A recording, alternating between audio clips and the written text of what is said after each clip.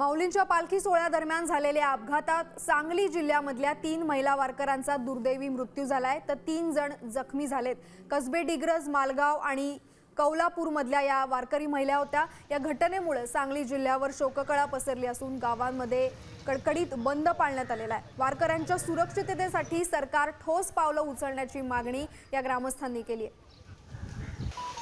सांगली जिल्ह्यातून कसबे गावची आमची दिंडी आज जवळजवळ 25 ते 30 वर्षे आषाढी वारी चालत आलेली आहे आणि आमच्या दिंडीचा आज यावर्षी दुर्दैवी अपघात झालेला आहे।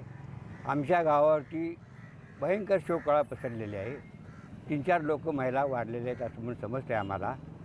महाराष्ट्र शासनानं वेळोवेळी लोकांनी सांगून मुख्यमंत्र्यांनी उपमुख्यमंत्र्यांनी याच्यावर काहीतरी निर्णय घेऊन होणाऱ्या लोकांचं वारकरी संप्रदायाचं हाल कमी करण्यात यावं।